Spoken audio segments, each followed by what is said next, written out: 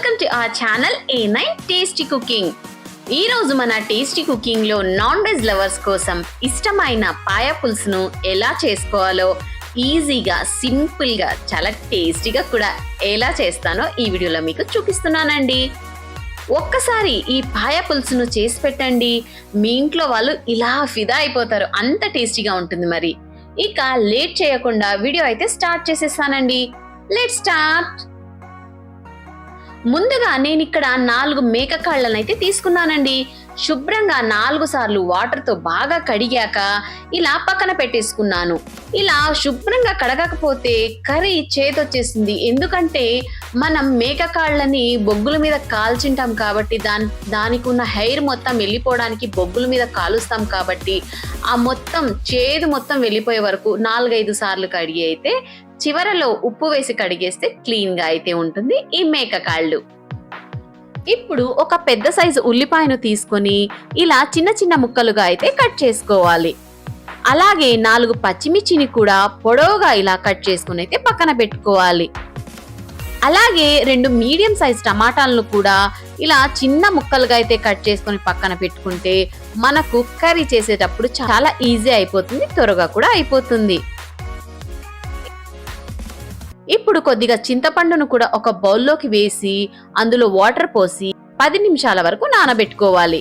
ఇప్పుడు ఒక కుక్కర్ గిన్నె తీసుకొని అందులోకి 1 స్పూన్ ఆయిల్ అయితే వేసుకోవాలి. ఆయిల్ కొద్దిగా హీట్ అయ్యాక అందులోకి 1/2 టేబుల్ స్పూన్ పసుపు వేసుకోవాలి. అదే ఆయిల్లోకి 1 టేబుల్ స్పూన్ అల్లం వెల్లుల్లి పేస్ట్ ని కూడా వేసి కొద్దిగా పచ్చివాసన పోయాక శుభ్రం చేసి పెట్టుకున్న పాయాను కూడా అందులోకి వేసి ఒకసారి బాగా కలుపుకున్నాక 1/2 లీటర్ దాకా వాటర్ ను పోసి కుక్కర్ మూత పెట్టి 4-5 విజిల్స్ వచ్చే వరకు ఉడికించుకోవాలి. 4-5 విజిల్స్ వచ్చాక మూత తెరిచి చూస్తే పాయ అనేది ఉడికిపోయి ఉంటుంది. ఇప్పుడు ఒక కడాయి పెట్టి అందులోకి వేరుశనగ నూనెను 2 స్పూన్లు దాకా వేసుకోవాలి. ఆయిల్ కొద్దిగా హీట్ అయ్యాక 4 లవంగాలు, చిన్న ముక్క దాల్చిన చెక్క, 1 యాలక్కాయని కూడా వేసి కొద్దిగా చిటపటలాడాక ముందుగా కట్ చేసి పెట్టుకున్నటువంటి 4 పచ్చిమిర్చిని కూడా వేసి అందులోకే చిన్నగా తరిగి పెట్టుకున్న ఉల్లిపాయ ముక్కల్ని కూడా వేసి కొద్దిగా కలర్ మారే వరకు వేగనివ్వాలి.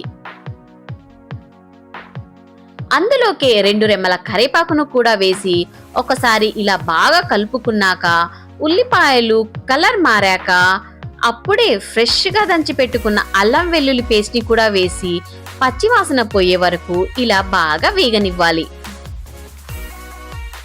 అల్లం వెల్లుల్లి పేస్ట్ బాగా వేగాక కట్ చేసి పెట్టుకున్న టమాటా ముక్కల్ని కూడా వేసి టమాటాలు ఇలా మెత్తబడే వరకు స్టవ్ ని సిమ్ లో పెట్టి బాగా మగ్గనివ్వాలి. ఇలా బాగా మగ్గాక చిటికెడు పసుపు కూడా వేసుకోవాలి. పసుపు పాయ ఉడికించేటప్పుడు కూడా వేస్తాం కాబట్టి కొద్దిగా చూసుకొని వేసుకుంటే సరిపోతుంది. అందులోకి 2 స్పూన్ల కారం, 1 టేబుల్ స్పూన్ ధనియాల powder, 1 table spoon mutton masala powder ని కూడా వేసి స్టవ్ ని సిమ్ లో ఉంచి ఈ మసాలాలు 2 నిమిషాల వరకు గరిటెతో ఇలా కలుపుతూ వేపితే సరిపోతుంది. ఇప్పుడు అందులోకి ఉడికించుకున్న పాయాను కూడా వేసి ఈ మసాలా మొత్తం ఈ పాయ ముక్కలకు తగిలే విధంగా ఇలా మీకు చూపిస్తున్న విధంగా బాగా కలుపుతూ స్టవ్ ని సిమ్ లో ఉంచి 5 నిమిషాల వరకు ఉడకనివ్వాలి. ఇప్పుడు నానబెట్టుకున్న చింతపండు గుజ్జును కూడా వేసి ఒకసారి బాగా కలుపుకున్నాక మసాలా చింతపండు గుజ్జు ముక్కలకు బాగా పట్టాక ఇప్పుడు ముందుగా పాయ ఉడకబెట్టుకున్న వాటర్ ను కూడా వేసి కొద్దిగా పులుసు కావాలనుకునేవారు ఒక 1.5 గ్లాస్ వాటర్ ను కూడా వేసుకొని ఉప్పు కారం సరి చూసుకొని, ఉప్పు కారం సరిపోకపోతే కొద్దిగా వేసుకొని మీడియం ఫ్లేమ్ మీద స్టవ్ ని ఉంచి 10 నిమిషాల వరకు మూత పెట్టి బాగా ఉడకనివ్వాలి. మూత తెరిచి చూస్తే పర్ఫెక్ట్ గా ఇలా కర్రీ అయితే రెడీ అయిపోయి ఉంటుందండి.